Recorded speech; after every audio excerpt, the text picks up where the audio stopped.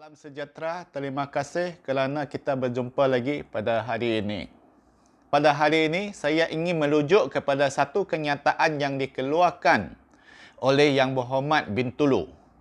Kita belum lupa lagi pada sidang mesyuarat Parlimen tahun lepas, Ahli Parlimen Bintulu telah mengeluarkan satu kenyataan sewaktu membahaskan belanjawan dalam Dewan Rakyat. Beliau menyatakan bahawa barisan frontliner, terutamanya Ketua Pengarah Kesihatan adalah orang yang takut mati. Selepas desakan demi desakan, akhirnya Ahli Parlimen Bintulu menarik balik kenyataan beliau dan mohon maaf kepada Ketua Pengarah Kesihatan dan seluruh warga frontliner yang telah berkorban mengatasi masalah pandemik. Akan tetapi, semalam Ahli Parlimen Bintulu sekali lagi membuat satu kenyataan yang amat tidak bertanggungjawab sekali kerana beliau menyifatkan barisan frontliner yang diketuai oleh Ketua Pengarah Kesihatan sebagai satu kerja yang gagal untuk mengatasi penyebaran COVID-19 dalam negara kita.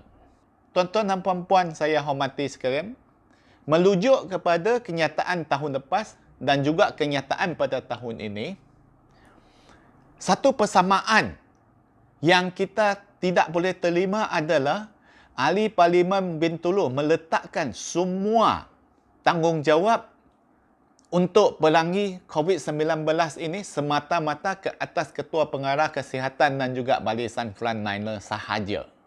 Seperti mana yang saya sebutkan dalam satu kenyataan sebelum ini, rakyat sudah muak. Rakyat sudah lama menyoal di manakah Menteri Kesihatan dan juga dua orang timbalan Menteri Kesihatan. Bukankah Menteri Kesihatan merupakan nahkoda kapal untuk Kementerian Kesihatan? Bukankah Menteri Kesihatan merupakan ketua, orang yang paling tinggi dalam struktur pentadbiran Kementerian Kesihatan? Begitu juga dengan timbalan menteri. Apakah peranan mereka? Saya nyatakan dalam kenyataan sebelum ini, setiap hari barisan petugas daripada Jabatan Kesihatan sahaja yang berhadapan dengan rakyat. Setiap hari mereka berseorangan membuat kenyataan-kenyataan, menjelaskan keadaan, memberikan khidmat nasihat kesihatan dari sudut perubatan. Kenapakah tiga orang menteri ini hilang diri?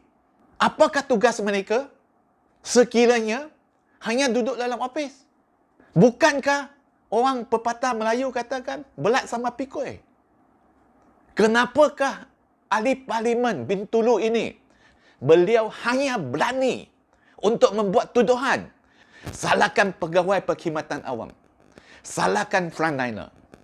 Siapakah yang paling tertinggi dalam kementerian? Adakah Ketua Pengarah Kesihatan lebih berkuasa daripada menteri? Adakah Ketua Pengarah Kesihatan lebih tinggi pangkatnya daripada menteri dan timbalan menteri? Apa yang telah menteri lakukan setakat ini? Berpeluk tubuh, berdiam diri. Kalaulah Ahli Parlimen Bintulu ini berani bertanggungjawab dan berfikiran waras sebagai seorang wakil rakyat, kenapakah beliau tidak berani menyoal apakah rancangan, apakah strategi yang dilakukan, yang bakal akan dibuat oleh Menteri Kesihatan untuk melindungi warga negara kita daripada dijangkiti COVID-19. Kenapa Ahli Parlimen Bintulu tidak berani menyentuh? Beliau tidak berani menyebut nama pun. Sebab Ahli Parlimen Bintulu tahu Ketua Pengarah dan juga barisan pegawai dalam Jabatan Kesihatan, mereka merupakan pegawai perkhidmatan awam yang tidak dibenarkan, yang tidak boleh untuk membahas isu-isu yang bermotif politik. Sudah hampir 10 bulan, 11 bulan, dilantik sebagai Menteri Kesihatan, sebagai timbalan Menteri Kesihatan. Selain daripada menasihati warga negara kita minum air suam. Apakah yang telah dilakukan oleh menteri, timbalan menteri? Kalau bandingkan dengan Menteri Kesihatan sebelum ini, di peringkat awal penyakit COVID ini timbul dalam negara kita, mantan Menteri Kesihatan setiap hari, ingat setiap hari, bersama-sama dengan pegawai daripada Jabatan Kesihatan yang diketuai oleh Ketua Pengarah, berharapan membuat kenyataan, membuat sidang akhbar untuk memberikan nasihat, memberikan taklimat kepada masyarakat awam. Kenapa menteri hari ini tidak boleh? Mengapa berdiam diri? Ingat, ibarat sebagai nakoda sebuah kapal, beliau mempunyai tanggungjawab sepenuhnya. Beliau mempunyai kuasa sepenuhnya.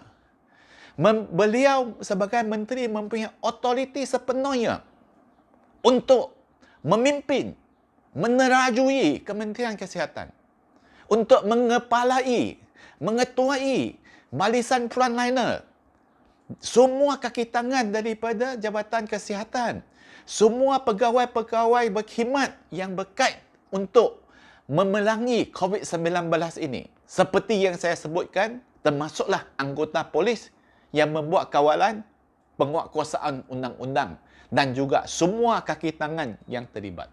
Adakah ahli Parlimen Bintulu berani menyoal, mencabar Menteri Kesihatan, letak jawatan sekiranya Menteri Kesihatan terus membisu? Bilakah ahli Parlimen Bintulu berani mengkritik, menyoal, mempersoalkan, mendesak Menteri Kesihatan dan juga dua orang timbalan Menteri Kesihatan untuk mengambil tanggungjawab sepenuhnya masalah COVID ini berlanjutan? Malahan lebih teruk daripada 100 jadi 500, 1000, 2000, 3000, 4000, sekarang hampir 6000 setiap hari. Kenapa? Bukankah ini satu kegagalan kerajaan?